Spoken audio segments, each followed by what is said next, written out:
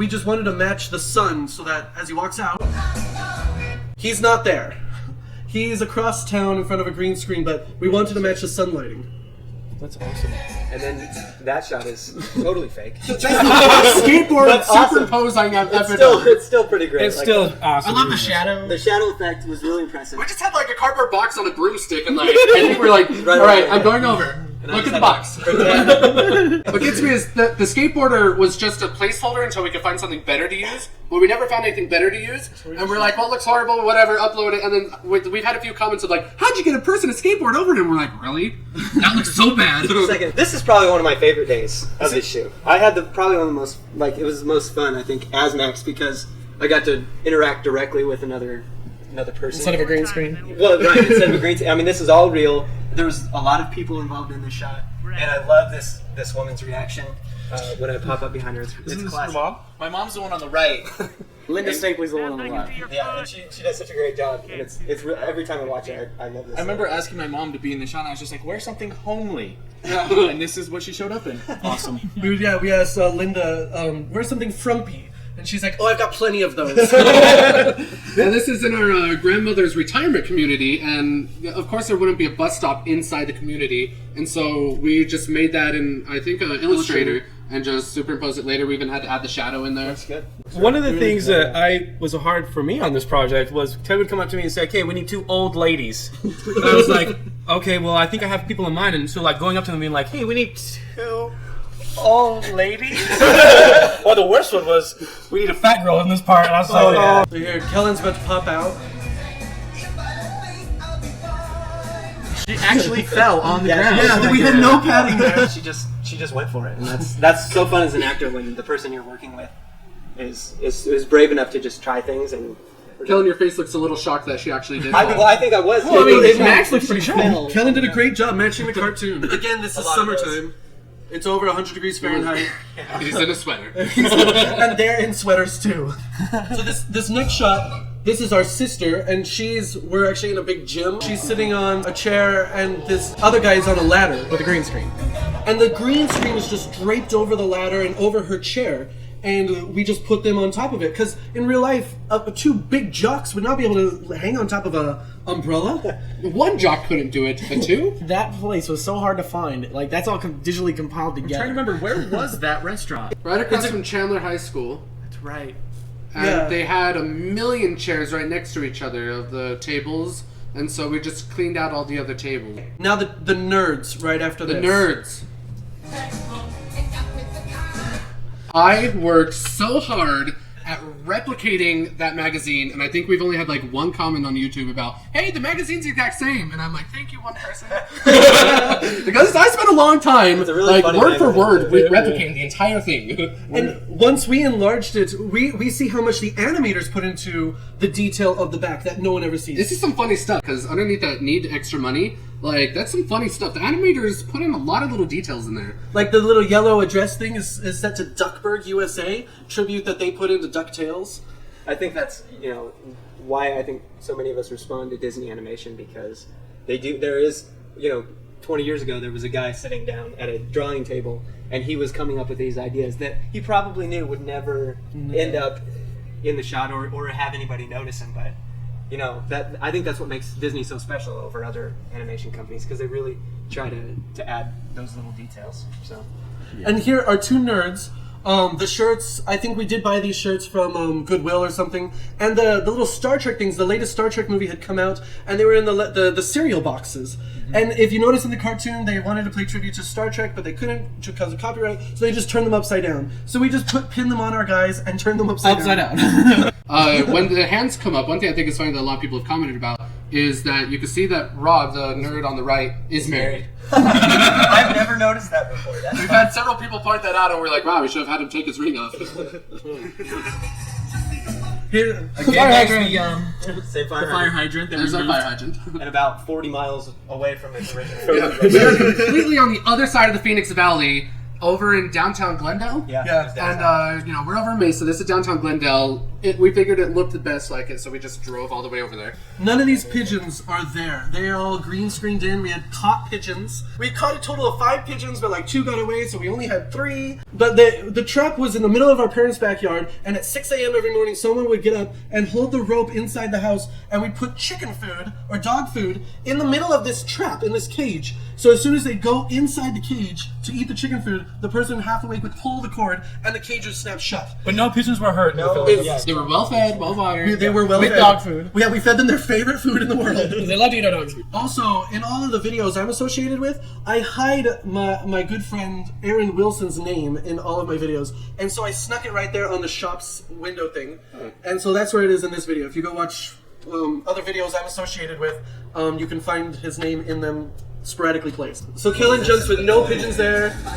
Okay, That and is then where- we mentioned that we were over in downtown Glendale. Well, this shot is in downtown Mesa. So, like, I think it's funny that we didn't care about the continuity of the location we were filming. We cared about the continuity of the cartoon. And whatever matched the cartoon is what we went for. And so these are like 40 miles away from each other. Nobody even notices that there's any discontinuity because we're matching the cartoon so perfectly. And so here we had one take to get this right because we only had 3 pigeons. And so The pigeons did exactly what they were supposed to do. They were amazing actors. There was no rehearsal either, but there was just what we had hoped would happen. And the plan was, I'm up on this little stool, and you guys each had a pigeon in your hand. yeah, Tim, Rex, and me. And you said, okay, here's what we're going to do. We're actually going to not just release, but throw the pigeons at them Because we need them to be on screen. and hope that their Stockholm syndrome is bad enough that they will fly off in various directions. And See, this was probably one of my favorite scenes. It was- Throwing pigeons at someone is not something you get to do every day. You can even see the fear in Kellen's eyes because you don't know what these pigeons are about to do. They've been caged for a week. I think when I smiled at the end of it, That is actual fear. that is real fear. And when they fly away and I'm smiling, I think that's just relief in not being maimed. by- But Max smiles, so what? Max does, and I think I was glad that it worked and that we got it. You can see. That's the I'm alive. I don't even care about the pigeons. I'm just like, holy cow, I'm made. This shot has a lot of layers. Let's put Penny in shot. Penny's our Roxanne. But we call Kellen up and we say, hey, we want to do one of the shots at a dance studio because there's a floor-to-ceiling mirror. We figured how to do this because We were sitting there and trying to figure out how to get Kellen facing the camera, but the reflection facing slightly skewed. if you notice in the cartoon, it's not right. Max's reflection should be directly behind him. So with Kellen, we wanted to match that detail exactly. And also that this was going to be a digitally composed set. And so we were sitting there just trying to figure it out. Finally, we came up with the idea of filming him in front of a wall of mirrors with the wall at a slight angle, and Kellen at an angle to the wall facing the right direction, directly towards the camera, so that the reflection would have that slight angle. And then when we digitally put it together, we'd make the wall perpendicular with the camera. Girl's actually just in her front room. We just put up a green screen and filmed her walking across her front room. I never actually met her. There's no interaction. Yeah. Because it's all multi-layered. What's funny is she's actually, 6 months pregnant right there? Yeah. And we're like, you look like it, just try to suck it in. We've got Roxanne, Penny, we got Kellen, then we've got the storefront, which is in downtown Mesa. We got the records thing, which Rex created in Illustrator. Then, if you look in the reflection, we're back in that historic neighborhood, and we just set the camera up, told everybody to run down the street and throw papers in the air, and so we put it in half opaque, as you can see with the That's papers. all of us. We were just throwing up random papers in the air. There's Vaughn on the left. Yeah, that's one of my shots. That's like a Bigfoot shot. We still wanted his reflection as a layer. Yes. And we still wanted to get the store as the cartoon did. You could see the store inside. Which what I did is I went into Barnes & Noble with a little point and shoot camera, and I just was quickly like, and I got caught and got kicked out. But luckily they didn't make me delete the pictures because we were able to use them. So this has so many layers. I was just happy to be in an air-conditioned building. The only shot in the show where I'm not outdoors in that stupid sweater. So. We are so blown away at how well this one turned out. Awesome.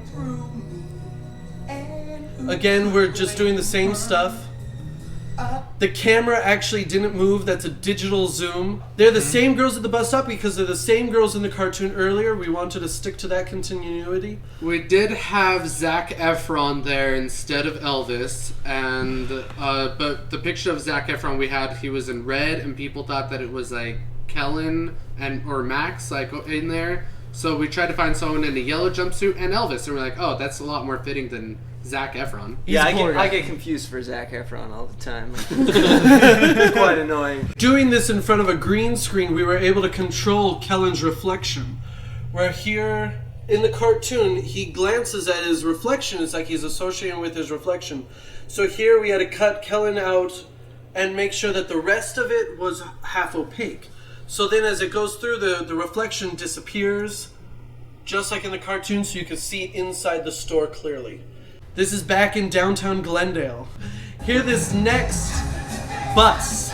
With the bus, we showed up at near the school bus barn, and we wanted a bus, and we just asked, and they were like, all right, where do you want it and when?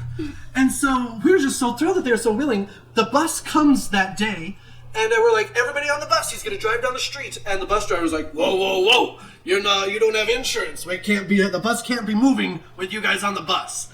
And so we're like, panic, panic, panic, what do? We need these shots. So we went and just took pictures all around the bus. And then within Apple Motion program, we recreated the bus digitally and filmed all of these students on stools in front of a green screen and put them in front of the windows. So this whole bus right here is fake, but it worked out so well. This is the first thing we filmed.